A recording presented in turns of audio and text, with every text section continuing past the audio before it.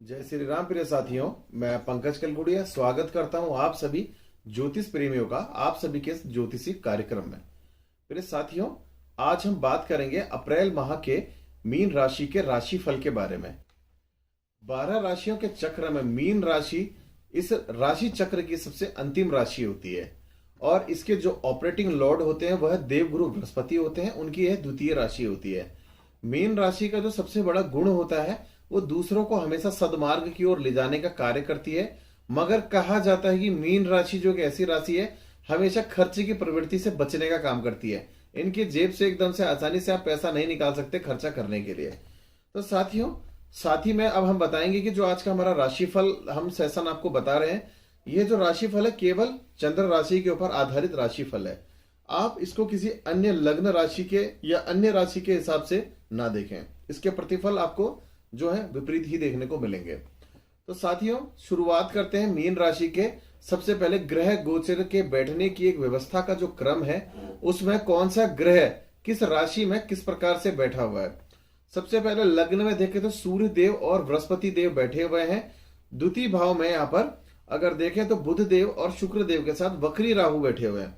चतुर्थ भाव में मंगल देव बैठे हुए हैं यहाँ पर मिथुन राशि पर। षष्ठम भाव में चंद्र देव बैठे हुए हैं यहाँ पर को सिंह राशि पर। केतु देव वक्री अवस्था में बैठे हुए हैं तुला राशि पर। और द्वादश भाव में शनि देव बैठे हुए हैं इस समय पर को कुंभ राशि पर। साथियों, जो ग्रहों के बैठने का यह क्रम है यह परिवर्तित भी होता है हर माह दर माह। इस माह अप्रैल में जो ग्रहों का जो गोचरी व्यवस्था का एक क्रम परिवर्तित होगा वह कुछ इस प्रकार से रहेगा। 6 अप्रैल को शुक्र देव वृषभ राशि में गोचर करेंगे। 14 अप्रैल को सूर्य देव मेष राशि में गोचर करेंगे। 21 अप्रैल को बुध देव मेष राशि में वक्री हो जाएंगे। 22 अप्रैल को बृहस्पति देव मीन राशि से निकलकर मेष राशि की ओर अग्रसर हो जाएंगे। 23 अप्रैल को बुध देव मेष राशि में अस्त हो जाएंगे। साथियों, जो यह ग्रहों की जो परिवर्तित चाल है वह आप सभी के जीवन में अप्रैल माह के लिए किस प्रकार से एक प्रभाव लेकर के आएगी मीन राशि के जातकों के लिए, आइए उस पर अब वृहद स्तर पर चर्चा करें। सबसे पहले शुरुआत करेंगे आपके स्वास्थ्य के हिसाब से। देखिए, आपका जो स्वास्थ्य है इस समय आपको मेडिटेशन की ओर ले जाने के लिए बड़ा ही बाध्य करेगा। आपके मन में बार बार इस प्रकार की प्रवृत्ति उत्पन्न होगी कि आप धार्मिक रूप से आगे बढ़ें और धार्मिक कार्यों में लगे रहें। और स्वास्थ्य के लिहाज से आप आयुर्वेदा को अपनाएं।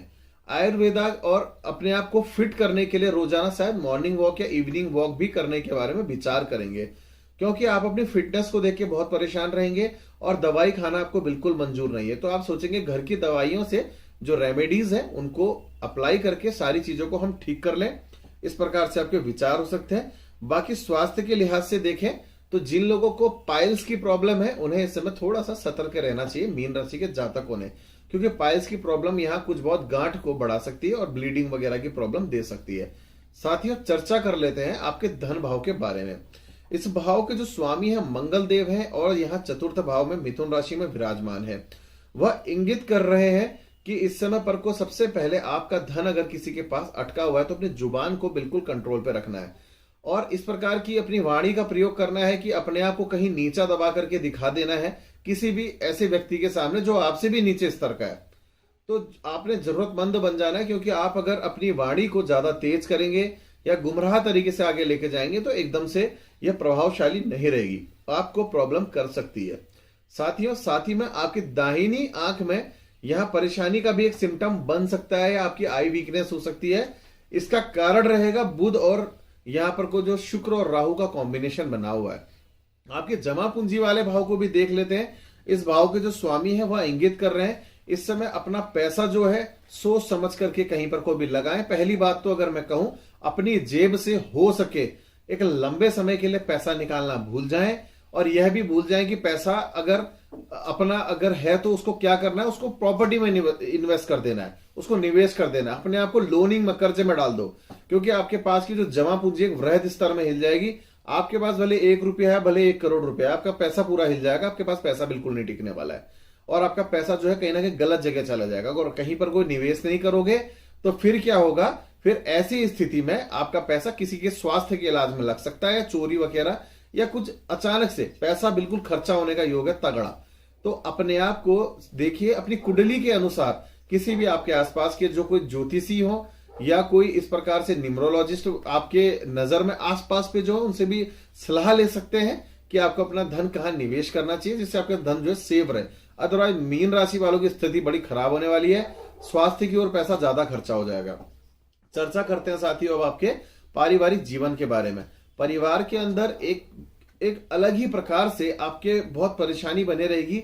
वो परेशानी इस प्रकार से कि परिवार के लोग जो है स्वास्थ्य से जूझ रहे होंगे, या फिर इस प्रकार से हुआ कि पैरों की समस्या, नसों से रिलेटेड समस्या, प्रॉपर्टी भी कहीं फंस सकती है। इस प्रकार की समस्याएं यहां देखने को अवश्य ही मिल सकती है।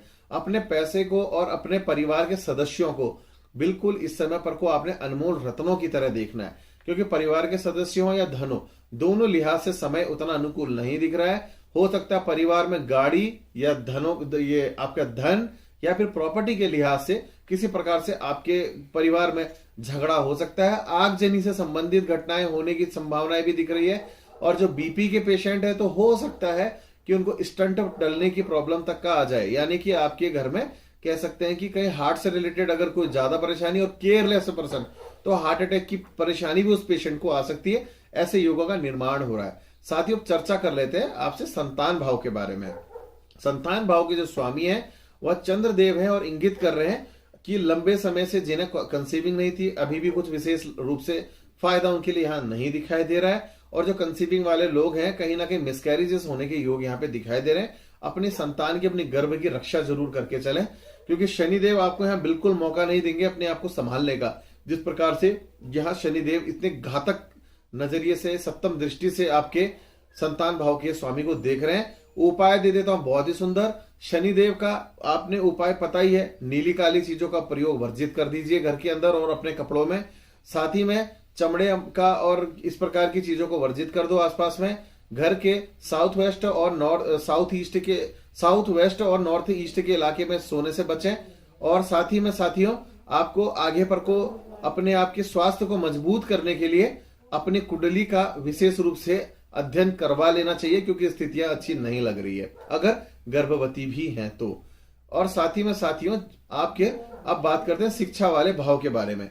इस समय आपकी जो शिक्षा वाले भाव है वह इस समय इंगित कर रहा है कि आपकी जो पढ़ाई है वो काफी इस समय डिस्टरबेंसेस हुई पड़ी है।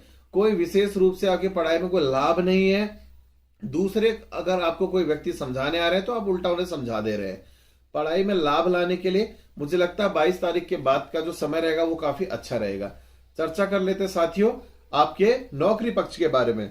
इस भाव के जो स्वामी है वह इस समय इंगित कर रहे हैं कि आपकी जो नौकरी है वह काफी प्रभावशाली रहेगी और कहीं ना कहीं अपनी वाणी के दुष्प्रयोग से आप अपनी जॉब को खोने की तरफ बढ़ सकते हैं। अगर आपने अपनी वाणी को सही रखा तो आपकी जॉब में आप प्रमोशन ले सकते हैं, आगे बढ़ सकते हैं, पदोन्नति हो सकती है।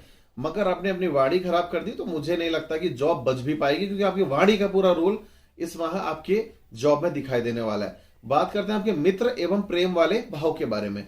इस भाव के स्वामी इंगित कर रहे हैं कि आपके जो मालव्य योग बन रहा है भी शुक्र देव का अपनी स्वराशि में जाने के बाद, इसके बावजूद भी आपको ज्यादा कोई रिलीफ नहीं मिलने वाला है। आपके बीच में कहीं ना कहीं एक अलगाव की स्थितियां बन सकती है। इसको अच्छा करने के लिए रोजाना जब भी प्रातः उठते हैं घर से कुछ मीठा खा करके निकले, वो ज्यादा बेहतर रहेगा। साथियों चर्चा करते हैं आपके दाम्पत्य जीवन के बारे में। इस भाव के जो स्वामी है वह है बुध देव और इस समय अब वह सबसे पहले वक्री होंगे 21 तारीख को, फिर जाकर के 23 तारीख को अस्त अवस्था में होंगे, यानी कि बल नहीं रहेगा। आपका पार्टनर जो है कहीं ना कहीं नसों की समस्या से परेशान हो सकता है, वो किसी भी प्रकार की नसें हो और आपको बहुत प्रॉब्लम में डाल सकता है। हेल्थ वाइज बहुत डाउन पोजीशन उसकी जा सकती है। इसको सही करने के लिए आपने भगवान गणेश जी की रोजाना पूजा करनी चाहिए और बुधदेव के बीज मंत्र ओम ब्राम ब्रीम ब्रोम सह बुधाय नमः का 108 बार रोजाना पाठ करना चाहिए। आपके घर में जो परेशानी आपके दाम्पत्य जीवन से लेके बनने वाली है वो यहां सुधरती हुई मुझे ठीक लग रही है। साथ ही चर्चा कर लेते हैं आपके व्यापार भाव के बारे में। इस भाव के जो स्वामी है वह इस समय पर को है गुरुदेव और वह अस्त अवस्था में है और स्वयं से अभी यहां पर 22 अप्रैल के बाद अपने ही भाव को देखेंगे।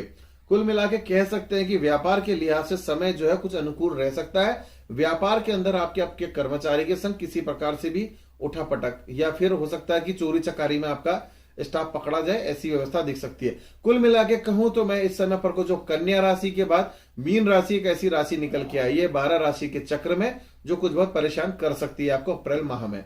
साथियों, एक और सुंदर सा उपाय दे देता हूं आपके लिए, क्योंकि यहां पर कोई स्थितियां जो अनुकूल नहीं बन रही है। भगवान हमारे जो हनुमान जी हैं उनकी आपने रोजाना पूजा करनी चाहिए। रोजाना हनुमान चालीसा पढ़िए और घर के अंदर सात्विकता बनाए रखें, सात्विक भोजन लें। तामसिक प्रवृत्ति से बचने की आवश्यकता है, आपको कुछ भी परेशानी नहीं आएगी। तो साथियों, आज के हमारे इस वीडियो में इतना ही। बहुत जल्द मीन राशि के जातकों के साथ अन्य वीडियोस में मुलाकात होगी। धन्यवाद एवं जय श्री राम।